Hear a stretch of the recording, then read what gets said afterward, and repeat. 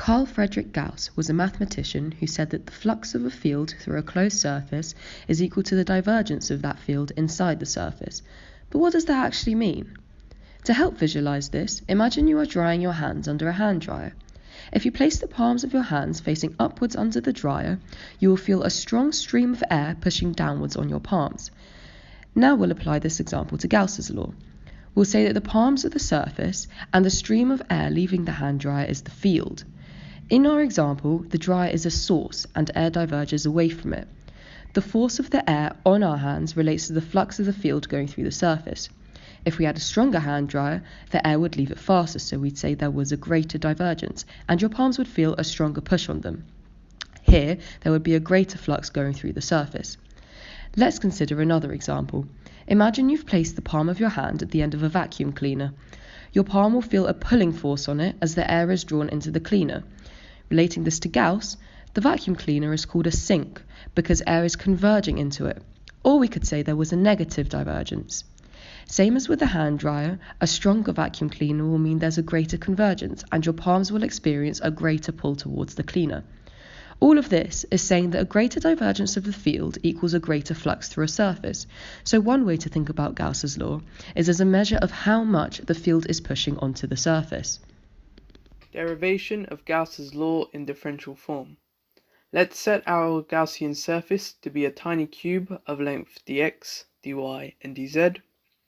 The electric flux at the side at x is given by the dot product of the electric field Ex and the area vector dy dz in the negative x direction, giving the electric flux to be minus Ex dy dz. Then for the side at x plus dx, the electric field is Ex plus the partial derivative of the electric field in the x direction with respect to x, dx, and the area vector dy dz in the positive x direction gives us the electric flux to be this. So the sum of the electric flux of the two sides is the partial derivative with respect to x, dx dy dz. And if we were to then repeat the process and sum for the total flux across the cube, we get the sum of the partial derivatives of the electric field in the x, y, z direction with respect to x, y, and z times by dx dy dz. And of course, dx dy dz is equivalent to dv. The integral of the sum of the partial derivatives over the volume is equal to the charge over the permittivity of free space.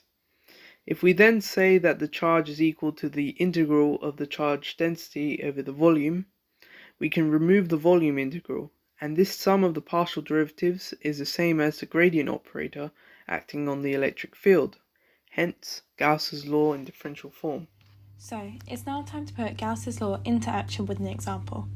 Imagine we have a spherical region of space. This region experiences a constant vector field equal to x in the i-hat direction. This field could be caused by an electric charge at a distance from the sphere. What is the flux of the vector field through the surface of the sphere using Gauss's law? If we look at Gauss's law, it tells us that the flux of the vector field going through the sphere is equal to the divergence of the field inside the volume of the surface. If we relate this to an electric field, the equation gives that the flux of an electric field is equal to the amount of charge within the volume. Therefore, to make our calculation simpler, instead of using the left-hand side of Gauss's law to find the flux, which would require spherical coordinates, we can just use the right-hand side. This means that if we calculate the divergence of our vector field and multiply it by all the small volume elements, we can find the flux through the closed surface. The formula for the divergence of a vector field is given here. Applying this rule to our vector fields gives us the divergence of the field. We take the partial derivative with respect to each component and add them together. So the derivative of gx with respect to x is just 1. The derivative of gy with respect to y is 0 because there is no gy component. The derivative of gz with respect to z is also 0. This gives the total divergence equal to 1. If we put our value of the divergence into our integral, we get a simple volume integral.